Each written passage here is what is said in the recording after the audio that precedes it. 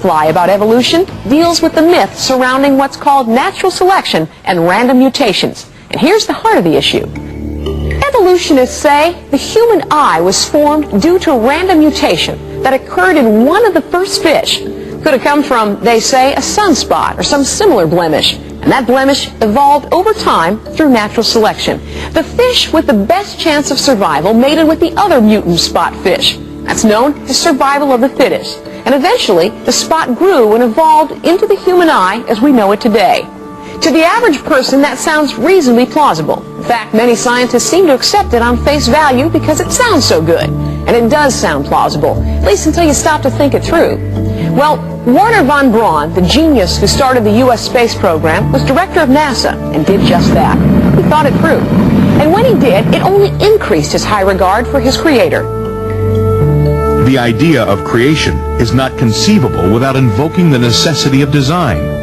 One cannot be exposed to the law and order of the universe without concluding that there must be design and purpose behind it all. To be forced to believe only one conclusion, that everything in the universe happened by chance, would violate the very objectivity of science itself. What random process could produce the brain of a man or the system of the human eye? Wernher von Braun, founder of the U.S. space program and former director of NASA. And that's the question I want to focus your attention on for a moment. How is it that evolutionists and many others have never stopped long enough to really consider what they're choosing to believe is that the human eye developed over time by random chance?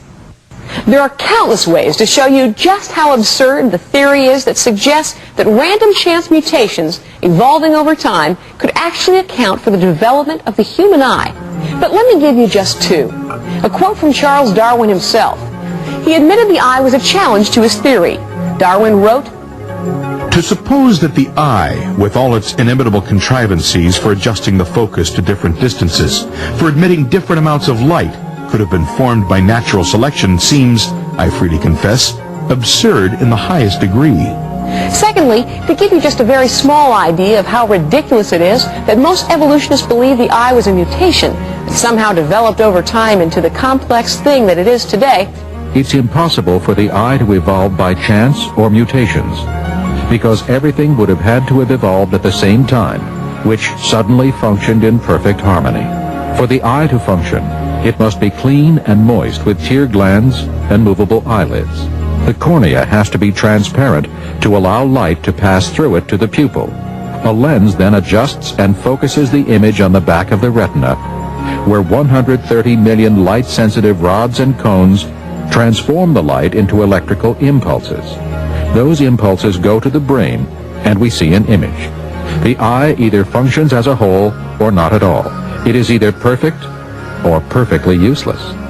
In other words, each function of just the human eye, not to mention the rest of the amazingly complex human body, rely on the fact that for just one part to work, hundreds of other parts had to work at the exact same time. And even knowing that much, it may still sound plausible on first pass that a spot became a blemish and a blemish became an eye over time. But the mathematical odds that the lens and the retina and the tear ducts and the optic nerve and the cornea and literally countless number of other supporting parts all randomly formed at exactly the right place on the body, exactly the right relationship within the eye, at exactly the same time as all the other parts, defies human reason. Even a child could come to the conclusion that to believe that is pure fantasy. And please, when I say even a child could come to that conclusion, I'm not attempting to be condescending. I'm simply saying sometimes we become too smart for our own good. You know, bright, intelligent people face a real danger, pride. And pride can prevent us from thinking simply and purely like children often do. When God-given intelligence that was created to glorify the giver of that intelligence crosses over the line and starts to be used to glorify the man instead of his God, we're now in a very dangerous place. To suggest that such a complex array of perfectly functioning parts accidentally appeared all at once is truly absurd to the highest degree, to use Darwin's own words. Well, you say, evolution doesn't claim it all happened at once. According to the evolutionary model, all this took place over millions of years.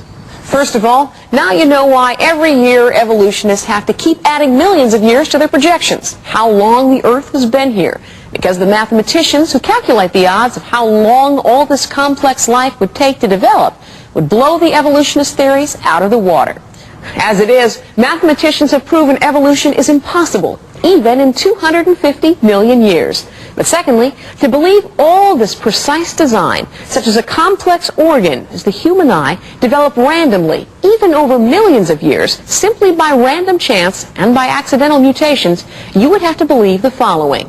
You would actually have to believe that all by itself, the organism accidentally developed a cornea, which is the transparent portion of the body that can allow light to enter into the area near the mind. But in order to function as part of the body, the cornea needs to be made up of living tissue. For that living tissue to exist, this creature would have to simultaneously and accidentally develop a system to run the blood through it and bring oxygen and water and immunizations against disease to the rest of the eye. That requires blood cells and blood vessels, and that would block the line of sight. So this creature now, according to the evolutionary model, accidentally develops not only the necessary blood cells and blood vessels for the eye, but accidentally develops a special gland that accidentally secretes a special fluid that just happens to carry what the blood carries to do all these jobs. The problem is, the fluid on the eye presents another problem, similar to what happens when rain gets on your windshield. It blocks your view. The solution? Something that can act like a windshield wiper. Since the transparent liquid needs to be there to do its job, we now need something to accidentally develop, to evenly distribute the clear liquid across the cornea. So guess what? An eyelid accidentally developed. It just happens to be made out of the same material that perfectly protects the eye in all kinds of conditions. And it accidentally works automatically. And get this, not just one of these amazing evolutionary string of coincidences occurred, but two eyes, formed perfectly right next to each other, and all by accident, of course. It's hard to accept the evolution of the human eye as a product of chance. It's even harder to accept the evolution of human intelligence as the product of random disruptions of brain cells in our ancestors. Robert Jastrow, astronomer and geologist, founder of NASA's Goddard Institute for Space Studies. You get the picture? You can see how absurd Darwin's theory is in practice.